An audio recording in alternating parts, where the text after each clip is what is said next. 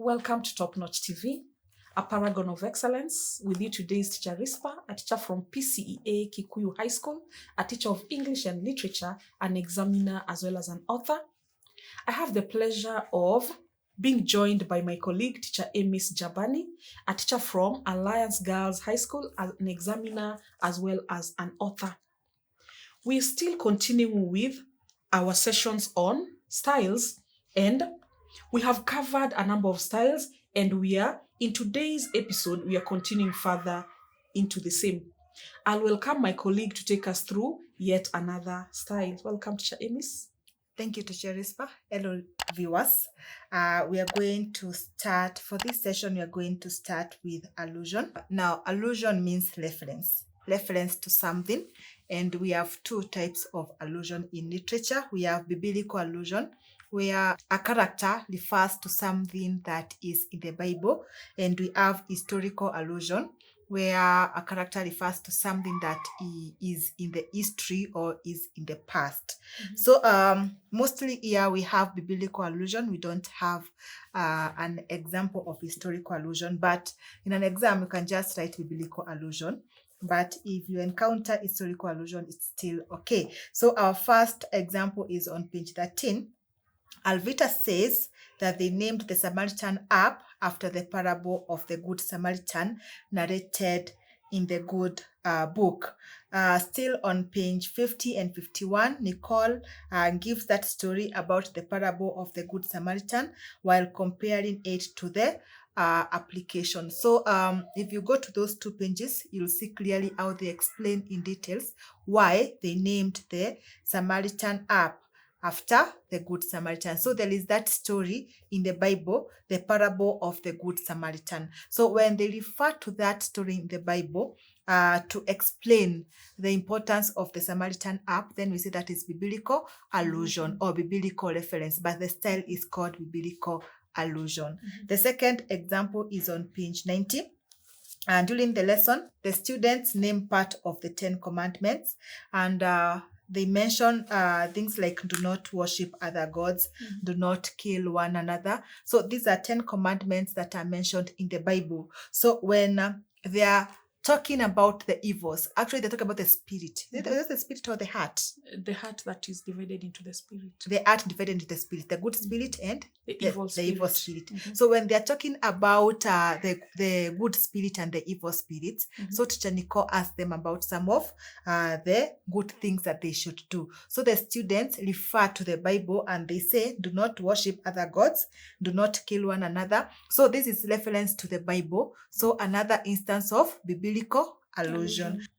Page 108 takes us to our third example. And Justice Jaden says that invasion of rodents in Maracas municipality is similar to invasion of locusts narrated in the good book, that is the Bible. So as he was ruling about when people complained about Prime Orchard Limited being involved in rearing the rodents and then releasing them into the farms, the case landed on Justice Jaden's desk. So in his ruling, he says that we can't rule against this farm because the attack of the rodents is similar to the invasion of the locusts, and it is what? A natural occurrence, and we can't punish anyone for that reason. Also, page 112, Jaden also compares himself to a foolish rich man in the good book who prepared to retire and enjoy his wealth only for the maker to tell him, you fool. So this is at the end of the same scene, after he was threatened and blackmailed by Mayor Mosi and Inspector Bembe into joining their team. So after now he realized that the skeletons that he had thought he had well hidden in the closets have now been revealed. He is now crying in pain and in anguish and saying that he had thought that he's going to accumulate wealth for himself and then retire. So he compares himself to that story in the Bible that talks about a rich man who had prepared wealth for him to retire, only for God to tell him, you fool. So he is in a position where now he's being called what? A fool, because he's not going to retire and enjoy his wealth as he had thought. The last illustration is on page 136. Nicole says Maracas municipality resembles a valley of dry bones that we read about in the good book. So if you're keen, our learners, they keep on referring to the Bible as the good book in this play. It will be restored to life again and have life if they abandon their wayward ways and turn to the Creator. So the Bible says that if people abandon their evil ways and turn to the Creator, then their dry bones will be restored to life. So Nicole is trying to say also, if the leaders of the Maracas municipality abandon their evil ways and embrace what is right, like do away with corruption, do away with abuse of power, use public resources for the right way, then Maracas municipality will be saved. So that is our last example from what I prepared for you. So I take the button back to teacher Risper to take us through the next style. Yes, I'll be taking you through the next style, which is flashback. And first of all, you need to understand what is flashback. Flashback is where we break away from the present events to bring to focus something that happened in the past, and that thing that happened in the past is also influencing the plot of the story. The first flashback that I'll be giving as my first example, I'll be talking about the Rodent Gate scandal that had taken place previously. We get to understand a lot of things from the Rodent Gate scandal, but what was the Rodent Gate scandal? The details as follows: that Justice Jaden had sent his mistress Ivy to go and see Mayor Mosi to be given a tender to kill rodents within the municipality. But then Mayor Mosi had told Ivy they are not encountering such a menace, therefore he did not see the reason as to give out that tender. Later on, what did they do? They went and reared some rodents and later unleashed them into the population. We learned this one when they were now trying to threaten Justice Jaden to join their side. And from this flashback, we get to learn that there is nepotism or corruption in awarding of tenders. The way Mayor Mosi put it, he said he helped Ivy because she was the mistress of Ian Jaden. We are looking at nepotism. He sends her to someone that he knows will give them the tender. At the same time, we see that the way they are ruling that it was a natural occurrence, that it was not, they're the ones who reared the rodents and then unleashed them into the population. I go to yet another example of flashback, and we're looking at another example is we learn of Justice Jaden's unfair ruling. Once there was the menace of the rodents, they decided we need to give a company, but we cannot give to a company just like that. We need to have some bidding where the best company wins. But then we see that Justice Jaden, he is exposed as someone who is unjust, bending the law to fit the situation as he wishes. Now, what did he do? He went ahead and in his ruling, he said that it was a matter of urgency. And being a matter of urgency, it did not, and being a matter of urgency, it would not allow for bidding to take place as the rodents were wreaking havoc. They were destroying the grains of corn as well as rice within the municipality. Therefore, he rules in favor of Ivy. At the same time, he says that a lot of resources had already been used. Therefore, it was fair that Ivy be given the tender. From this flashback, we are learning that Justice Jaden is cunning. The way he bends the law, he comes out as someone who is cunning, crafty, or even scheming.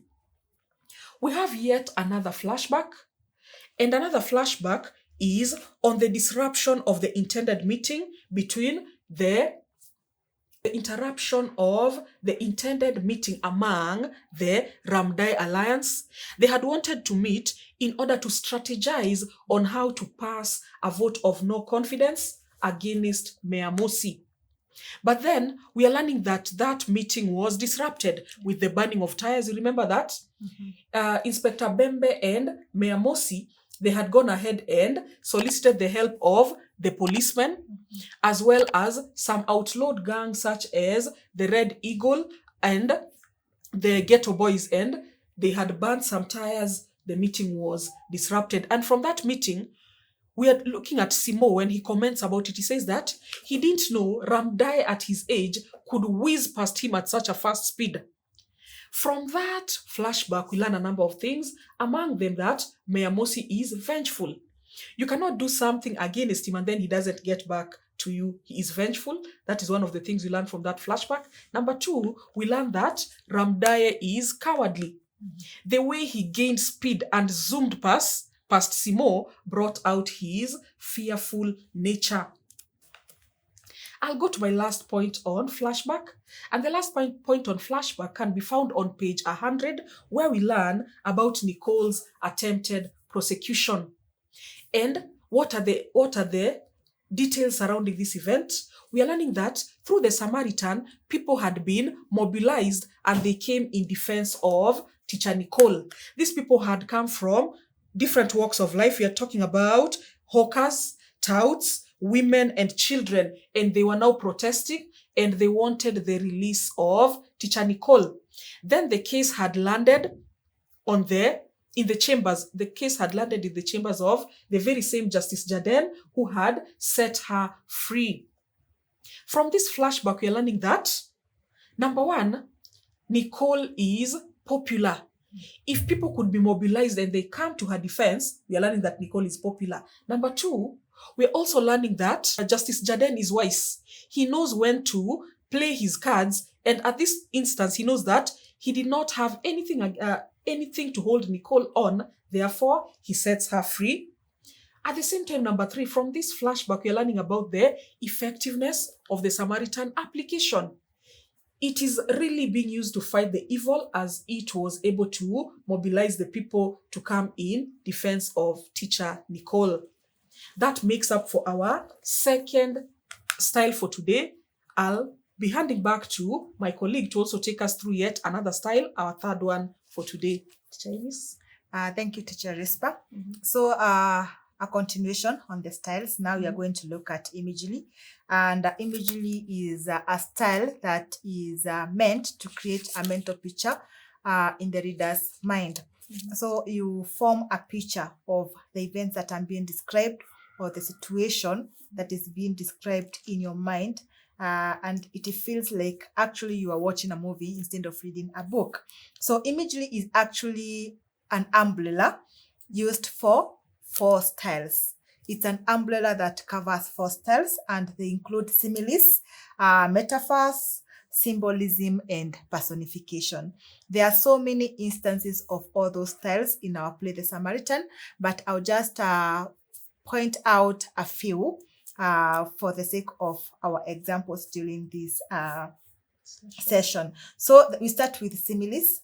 Simile is comparison. Simile and metaphors are meant for comparison. So simile is comparison, where you use words like and as. So if there is a presence of those 2 words, like and as, and 2 situations or 2 things are being compared, then we say that is simile. For example, on page 7, Montano says, crime was also too high, with people being slaughtered like chicken. So this was during the skit, the play within a play, and Montano is talking about how bad the situation was in his visions 50 years from now, and he's talking about crime rate being so high that people were being slaughtered like chicken. So this simile is meant to make us understand how terrible the situation was, that it was not such a big deal for people to be murdered in that municipality 50 years from now. Then page 15 and 16, Moses says how the rumor about his death spread. He says that a text message was on social media was sent and displayed like wild bush fire. So he's comparing the speed at which the message about his death spread to the speed at which wild bush fire spreads. So he's trying to make us know that it within a short period of time, so many people had gotten the message about his death. So on page 63, we have our last example of simile. Mosi also compares Lamjaya to an evil spirit. He says, you always find him leaning on street poles, gazing vacantly into empty spaces like an evil spirit. So this one is meant to actually heighten, his description on Lamjaya. This is when he was talking to Nicole during his visit to school or in school. So he was talking to Nicole and telling him how Ramjaya is corrupt, how bad he is as a leader. So he is comparing Ramjaya to an evil spirit to show the extent at which Ramjaya is evil, all corrupt, all actually all those evil things that he said about him. Remember we said we have 4 styles and the umbrella of imagery. The next one is metaphor. Metaphor now is a comparison without those words.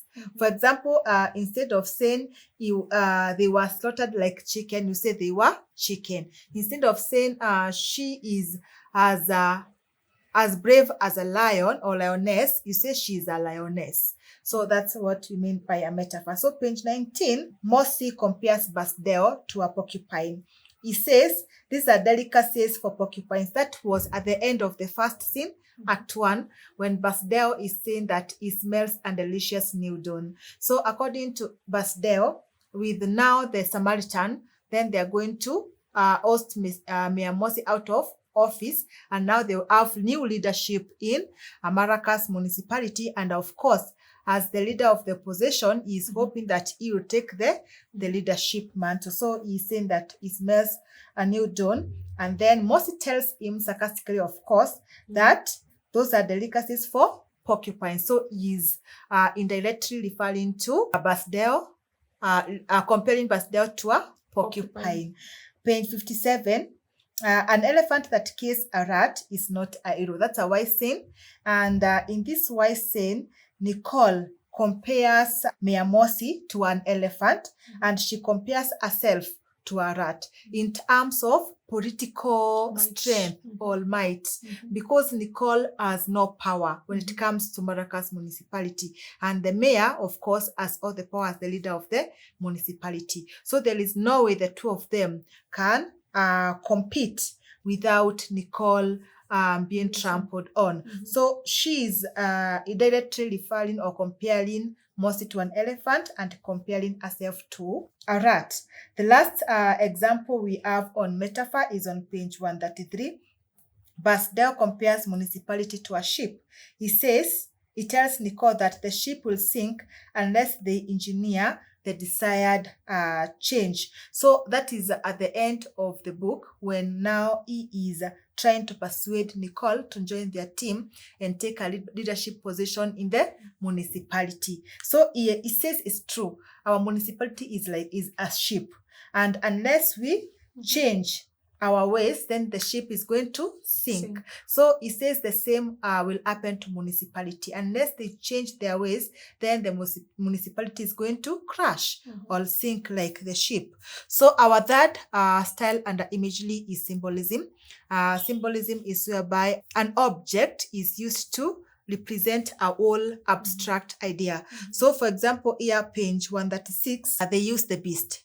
Nicole refers to the beast, and when she talks about the beast, it is meant to symbolize the evils in the society or the rot in the society, such as corruption, misuse of power, greed, and all other evils in the society. So he says we need to get rid of the beast from our municipality. He's trying to say we fight all these ills that are in our municipality. The last one is, of course, the Samaritan itself. The application is a symbol of hope.